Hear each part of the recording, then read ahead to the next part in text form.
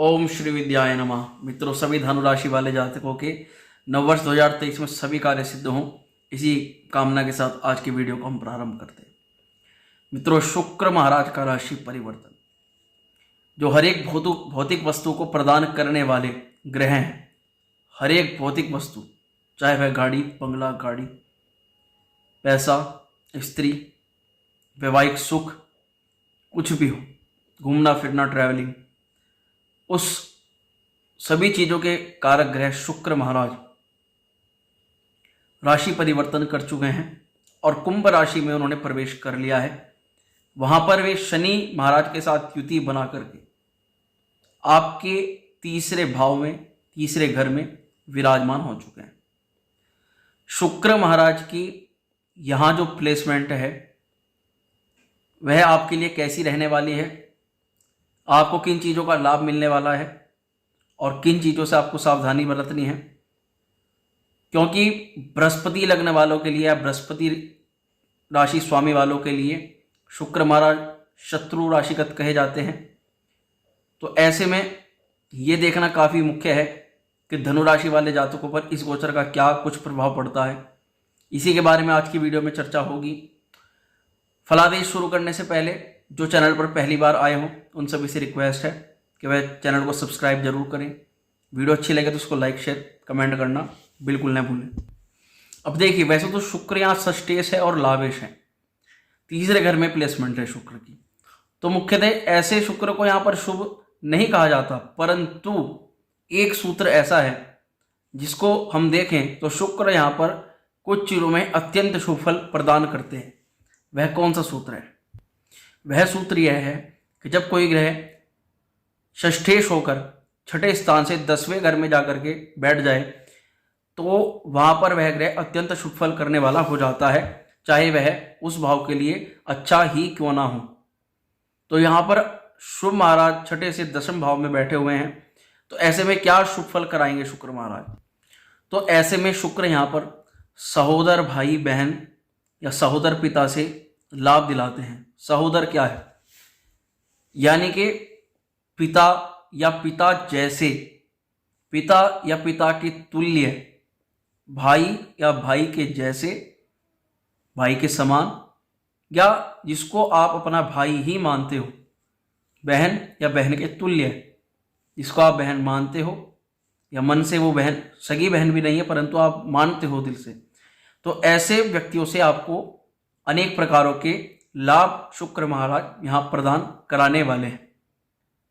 इसके अलावा सौंदर्यकरण का, यानी अच्छे कपड़े पहनने का शौक, घूमने फिरने का शौक, कला संगीत प्रेमी आपको यहाँ शुक्र महाराज जरूर बनाते हैं तीसरे घर में बैठ करके।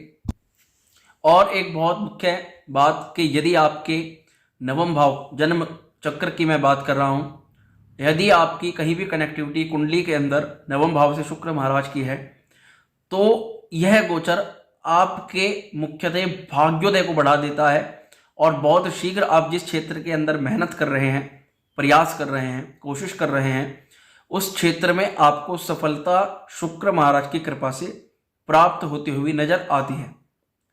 शुक्र की कनेक्टिव कहीं भी अगर 9th हाउस से है, नवम भाव से है, तो आपका शीघ्र ही भाग्योदय होना तय है।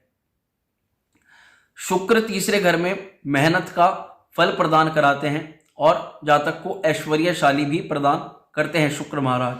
और आपके भाई बहनों को भी सपोर्ट शुक्र महाराज यहाँ पर देते हैं, यानी कि आप चाहते हैं अपने भाई बहनों का भला करने की, ये यहाँ पर शुक्र महाराज दिखाते हैं। अब शुक्र यहाँ पर शनि महाराज के साथ में विराजमान है, तो शनि की युति क्या कराएगी? मित्रों से और परिजनों से लाभ मिलता हुआ यहाँ दिखता है।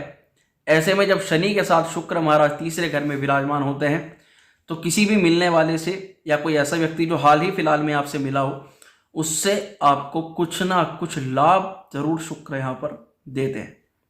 शनि की युति के कारण से ये योग यहाँ पर अत्यंत शुभ फलकारक हो जाता है और जातक अपने रोग, अपने ऋण और अपने शत्रुओं का दमन करता है।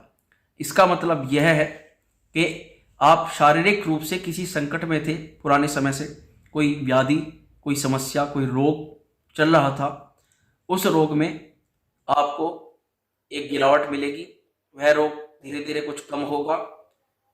व्याधि आकस्मिक बाधाएं बहुत ज़्यादा आ रही थी, तो अब इतनी ज़्यादा बाधाएं नहीं दिखाई देंगी। उन बाधाओं को भी कहीं ना कहीं रोक लगेगा। और सबसे ज़्यादा ऋण और शत्रु, यानी कोई लोन है, ले रखा है या दे रखा है, उसमें कुछ ना कुछ राहत मिलेगी, कुछ लाभ के संकेत दिखते हैं। और शत्रुओं का दमन, जो शत्रु पीछे परेशान कर रहे थे बहुत समय से, आगे भी शत्रु आपके लगे रहते हैं, तो शत्रु दमन आप करेंगे, शत्रु आपका ज़्यादा कुछ नहीं बिगाड़ पाएंगे। ये यहाँ पर शुक्र महाराज जरूर दिखाते हैं शनि की युति के साथ में। अब और मुख्यतः मैं बात कर दूं कि केवल शुक्र की प्लेसमेंट क्या बताती है तीसरे घर में। यदि केवल हम अभी तो हमने षष्ठेश का एक सूत्र लगाकर आपको बताया, परंतु सब कुछ बैलेंस करके चलें तो आगे पता चल जाता है कि यहाँ पर शुक्र कितनी पावर में आपको काम दिलाएगा, क्या क्या लाभ दिलाएगा। तो जब केवल शुक्र की अगर हम बात करें, अगर वह तीसरे भाव में हो, जैसे आपकी राशि के अनुसार दिखाई दे रहा है, पराक्रम का, मेहनत का, भाई बहन का जो भाव है, उसमें शुक्र महाराज आ रहे हैं, आ चुके हैं। और 15 फरवरी तक शुक्र यहाँ पर रहने वाले हैं। तो 15 फरवरी तक एक चीज़ और आप समझ लीजिए, कोई भी योग बनता है, मैं हर वीडियो के अंदर कहता हूँ, तो ऐसा नहीं होता कि बस उसी योग के अंदर ही आपको फल मिलेगा, उसके बाद में नहीं मिलेगा। जब कोई आप वृक्षारोपण करते हैं, कोई पेड़ पौधा आप लगाते हैं, तो वह एकदम से उस समय में आपने लगाया, परंतु उस समय में वह बड़ा नहीं होगा, उस समय एकदम वह फल नहीं देगा, उस समय वो छाया नहीं देगा। कुछ समय के बाद में 10, 15, 20 साल के बाद में वह वृक्ष के रूप में आता है, और उसके बाद उससे ये सारी चीज़ें प्राप्त होती है। इसी प्रकार ये योग जब आते हैं तो आपके द्वारा कुछ कार्य इस प्रकार से कराते हैं, उस समय में आपको फल भी मिलता है, परंतु दूरगामी फल प्राप्त जरूर होते हैं। आप उस अवधि में जो संकल्प लेते हैं, उस अवधि में जो कार्य करते हैं, उस अवधि में जो सोचते हैं, जो निर्णय लेते हैं, वह काफ़ी दूरगामी होते हैं। उनके जो रिजल्ट हैं वे कुछ समय बाद भी आपको आ सकते हैं, और उनके बेहतर परिणाम अवश्य देखने को मिलते हैं। इसलिए मेरी किसी भी वीडियो में देख करके आप बिल्कुल भी ये कंफ्यूज ना हो कि हर एक योग अपना फल जरूर दे करके जाता है। शुभ फल दे करके जाएगा, और जो ग्रह अशुभ होगा वह अशुभ फल दे करके अवश्य जाएगा। तो जो लोग मेरी इस बात से सहमत हो वह कमेंट अवश्य करें। और इसके अलावा अब मैं बात करने वाला था कि शुक्र तीसरे घर में क्या फल करता है। तो मुख्यतः तीसरे घर में शत्रु जातक के अवश्य होते हैं। शत्रु यानी जो आपका बुरा चाहते हैं, आपको प्रोग्रेस आपकी रोकना चाहते हैं, आपको देख करके चिढ़ने वाले हैं, आपके फैमिली मेंबर्स में भी हो सकते हैं। तो वे जरूर बुरा चाहने वाले जरूर होते हैं, ये देखा जाता है। धन खर्च अवश्य कराते हैं शुक्र यहाँ पर बैठ करके। ऐसे में आपको अपने धन खर्च पर यह बात याद रखनी चाहिए कि वह कहीं किसी गलत दिशा में धन खर्च तो नहीं हो रहा है। इसके अलावा एक सादगी प्रियता, एक सिंपलनेस शुक्र यहाँ पर जरूर दिखाते हैं। कहीं ना कहीं ये व्यक्ति को अपनी सादगी से बहुत लगाव होता है।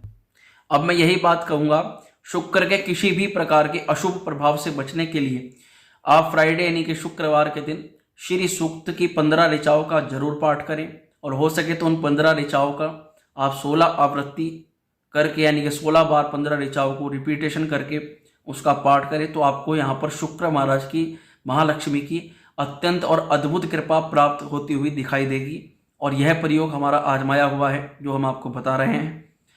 मैं यही चाहता हूँ कि आप किसी भी रूप में, आप किसी भी संकट का सामना कर रहे हैं, तो माँ त्रिपुरा सुंदरी, माँ श्री विद्या आपके ऊपर कृपा करें। और अगर मेरी वीडियो से ज़रा सा भी आपको नॉलेज मिली हो, लाभ मिला हो, तो लाइक शेयर वीडियो को जरूर करें, और कमेंट हमें अवश्य करें, अपनी बहुमूल्य प्रतिक्रिया हमें अवश्य प्रदान करें। ओम श्री विद्याय नमः।